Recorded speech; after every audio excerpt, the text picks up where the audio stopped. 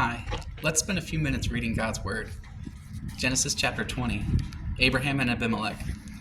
From there, Abraham journeyed toward the territory of the Negev and lived between Kadesh and Shur, and he sojourned in Gerar. And Abraham said of Sarah his wife, "She is my sister." And Abimelech king of Gerar sent and took Sarah. But God came to Abimelech in a dream by night and told him, "Behold, you are a dead man because of the woman whom you have taken, for she is a man's wife." Now Abimelech had not approached her, so he said, "Lord, will you kill an innocent people? Did he not himself say to me, 'She is my sister'? And she herself said, 'He is my brother'? In the integrity of my heart and the innocence of my hands I have done this." Then God said to him in the dream, "Yes, I know that you have done this in the integrity of your heart, and it was I who kept you from sinning against me. Therefore I did not let you touch her. Now then, return the man's wife, for he is a prophet, so that he will pray for you, and you shall live. But if you do not return her, know that you shall surely die, you and all who are yours." So Abimelech rose early in the morning and called all his servants and told them all these things, and the men were very much afraid. Then Abimelech called Abraham and said to him, "What have you done to us, and how have I sinned against you, that you have brought on me and my kingdom a great sin? You have done to me things that ought not to be done." And Abimelech said to Abraham, "What did you see that you did this thing?" Abraham said, "I did it because I thought, there is no fear of God at all in this place, and they will kill me because of my wife. Besides, she is indeed my sister, the daughter of my father, though not the daughter of my mother, and she became my wife. And when God caused me to wander from my father's house, I said to her, 'This is the kindness you must do to me. At every place to which we come, say of me, He is my brother.' Then Abimelech took sheep and oxen, and male servants and female servants, and gave them to Abraham, and returned Sarah his wife to him. And Abimelech said, 'Behold, my land is before you. Dwell where it pleases you.' To Sarah he said, 'Behold, I have given your brother 1,000 pieces of silver. It is a sign of your innocence in the eyes of all who are with you, and before everyone you are vindicated.' Then Abraham prayed to God, and God healed Abimelech, and also healed his wife and female slaves, so that they bore children. For the Lord had closed all the wombs of the house of Abimelech because of Sarah, Abraham's wife." Chapter 21, the birth of Isaac. The Lord visited Sarah as he had said, and the Lord did to Sarah as he had promised. And Sarah conceived and bore Abraham a son in his old age at the time of which God had spoken to him. Abraham called the name of his son who was born to him, whom Sarah bore him, Isaac. And Abraham circumcised his son Isaac when he was 8 days old, as God had commanded him. Abraham was 100 years old when his son Isaac was born to him. And Sarah said, "God has made laughter for me. Everyone who hears will laugh over me." And she said, "Who would have said to Abraham that Sarah would nurse children? Yet I have borne him a son in his old age."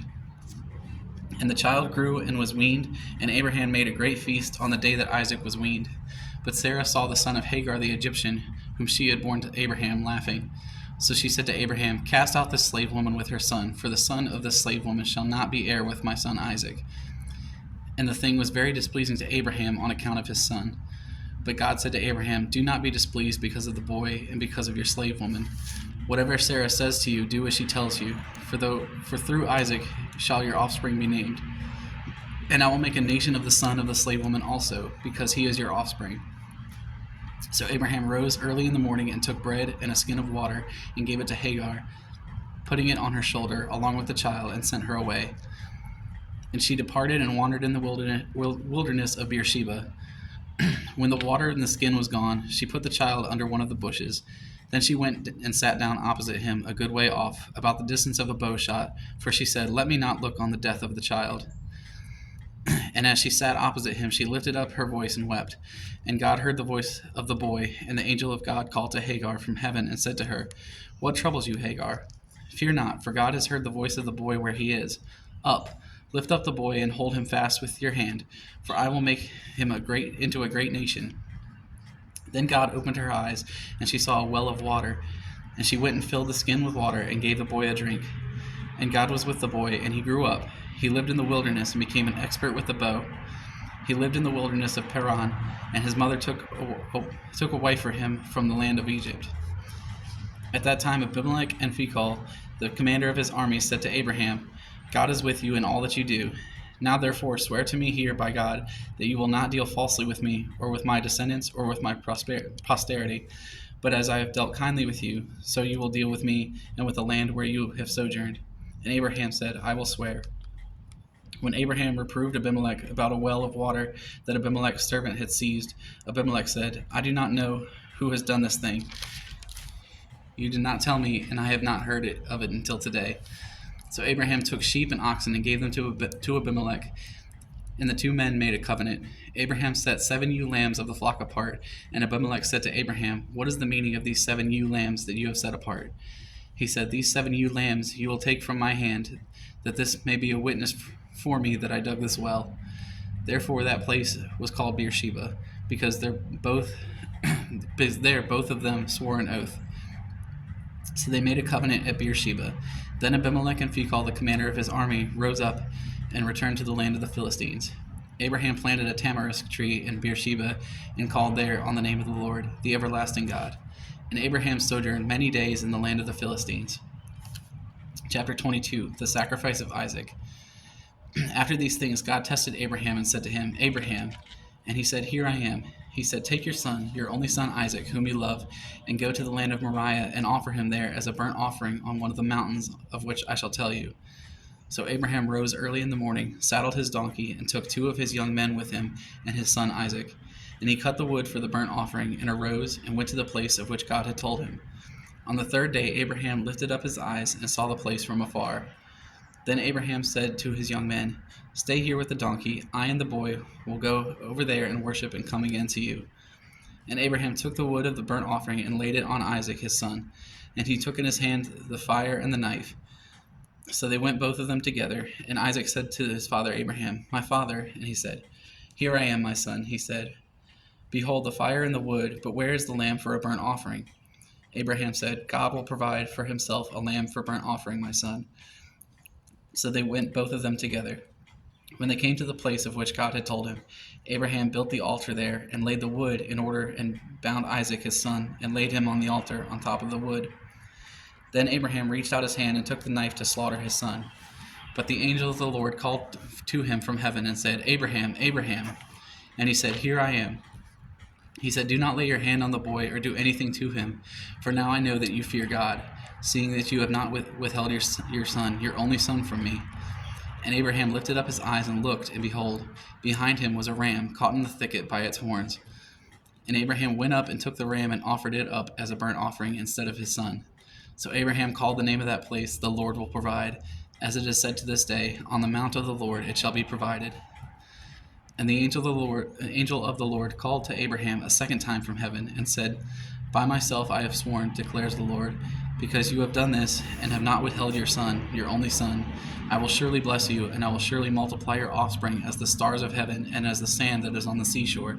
And your offspring shall possess the gate of his enemies, and in your offspring shall all the nations of the earth be blessed, because you have obeyed my voice. So Abraham returned to his young men, and they arose and went together to Beersheba, and Abraham lived at Beersheba. Now after these things it was told to Abraham, Behold, Milcah also had borne children to your brother Nahor, Uz his firstborn, Buz his brother, Kemuel the father of Aram, Chesed, Hazo, Pildash, Jidlaph, and Bethuel. Bethuel fathered Rebekah. These 8 Milcah bore to Nahor, Abraham's brother. Moreover, his concubine, whose name was Reumah, bore Teba, Gama, Tahash, and Makkah. Chapter 23, Sarah's death and burial. Sarah lived 127 years. These were the years of the life of Sarah, and Sarah died at Kiriath Arba, which is Hebron, in the land of Canaan. And Abraham went in to mourn for Sarah and to weep for her. And Abraham rose up from before his dead, and said to the Hittites, I am a sojourner and a foreigner among you. Give me property among you for a burying place, that I may bury my dead out of my sight. The Hittites answered Abraham, Hear us, my lord. You are a prince of God among us. Bury your dead in the choicest of our tombs.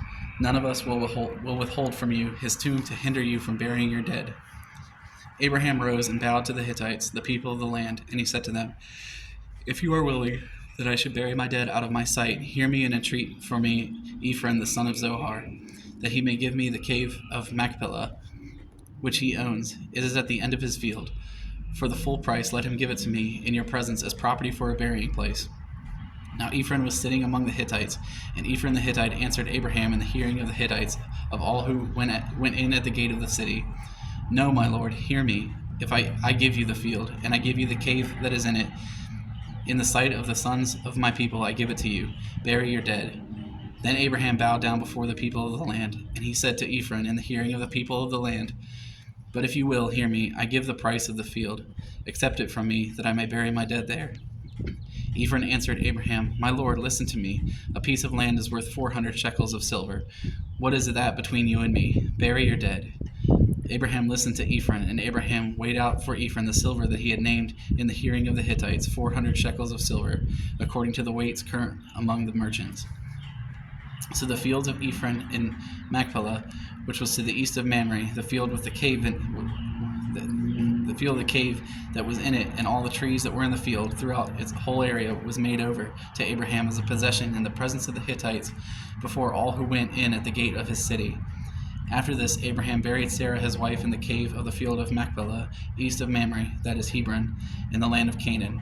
The field and the cave that is in it were made over to Abraham as property for a burying place by the Hittites. We will continue with some more chapters at another time.